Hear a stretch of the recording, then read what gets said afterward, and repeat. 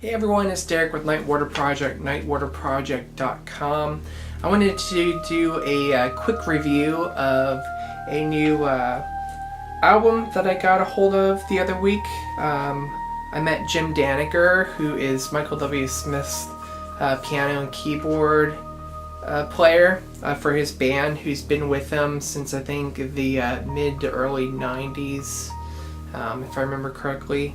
But I finally got to meet him the other week at a show in Allentown, Pennsylvania, and he was releasing his CD called ALTA. And there's 15 tracks on here. He played a handful of these live at the show, and I was completely blown away after listening to this album.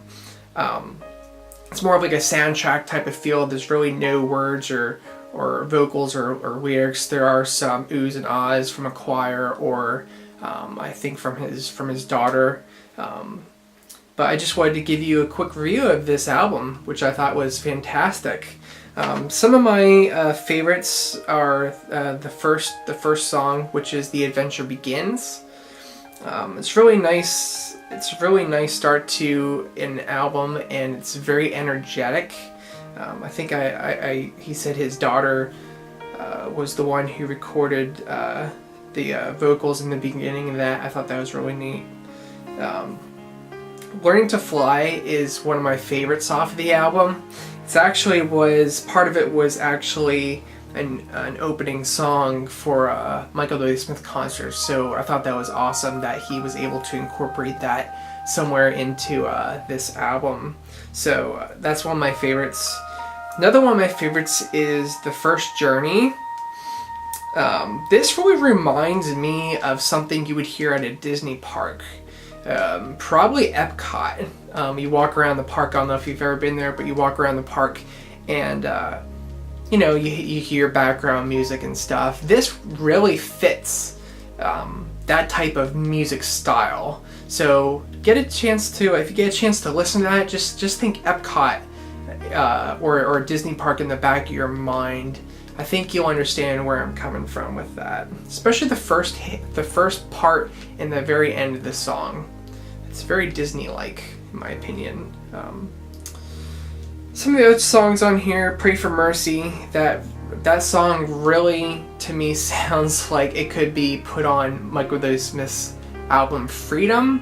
It has that Carol Ann type of vibe, if you ever heard of that song by Michael W. Smith. So that was pretty cool. For Those We Love, that is a very nice piano piece on that. I really enjoyed that as well. "Through the Fire," that tune for some reason sticks in my head constantly.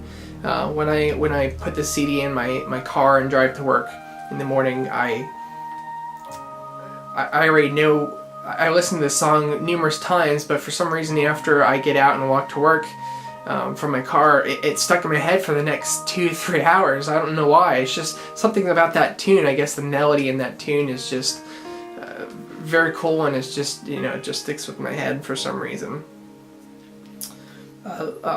"Letting Go," I'm gonna get back to that song.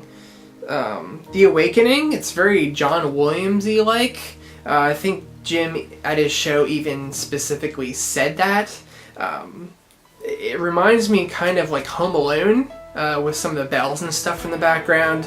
And there's different parts, and John Williams has a tendency of going from like 4/4 to 3/4 to 12/8 to 6/8, stuff like that constantly. And even though Jim might not do that in here, the feel of this specific song is definitely going towards that kind of a style, where you have a couple different themes throughout one song, and he keeps pulling that theme back in.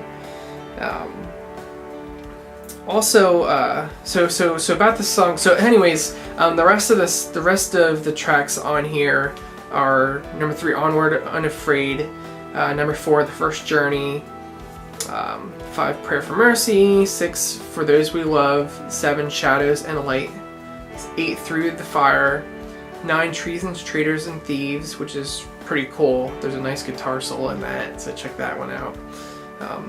10 Letting Go, which is what I'm going to speak to shortly.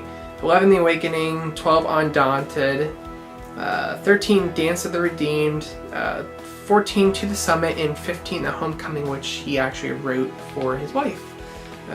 He talked about that at his concert, and I thought that was really nice and sweet of him as well.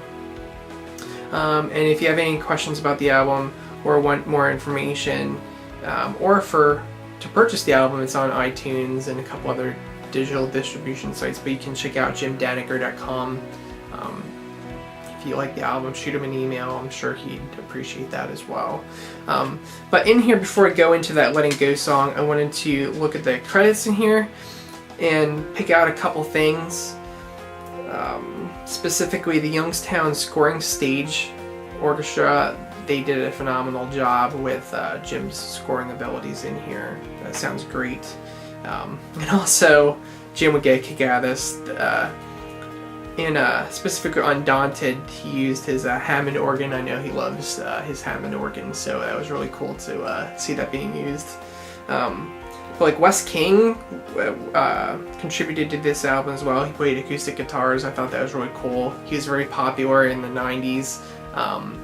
He still is popular as far as from his songwriting perspective, but he released a lot of songs that was on mainstream Christian radio, especially in the 90s, and was on a couple of the Wow Hits albums as well. So I thought that was really cool in there. There are a handful of people that are in Michael W. Smith's band that was in here. The only one pretty much missing is Michael W. Smith from this album, but I'm sure he played a big influence on a lot of things that Jim did with this album as well.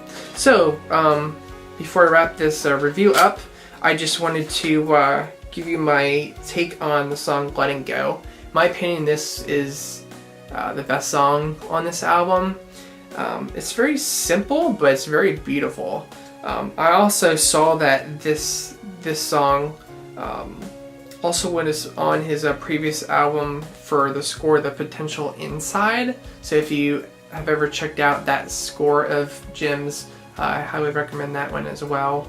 But this is kind of borrowed off of that album, but it's redone. It sounds redone at least, and it sounds better than what was on that album. But yeah, it's a beautiful piece. When he played this at his first show, he told the audience to close their eyes and just picture being put in that specific moment. And I was very moved by this album. Not moved by having tears or anything, I will say that, but just very emotional. You are really on a journey through this piece, and I can definitely see this piece being in the background to a sitcom or another movie or something someday. It's that good. So I highly recommend that song. Check out that song. Check out all the samples on iTunes. I think it's on Amazon as well. It's definitely on cdbaby.com. Yeah, let me know what you think of all the songs, what you like, what you didn't like, and yeah. So great job, Jim Daneker. You did a fantastic job, and I hope you release another album in the future. This thing is fantastic. For more information on Jim, you can go to jimdaneker.com. Again, my name is Derek Shanley. I am with Nightwater Project, nightwaterproject.com.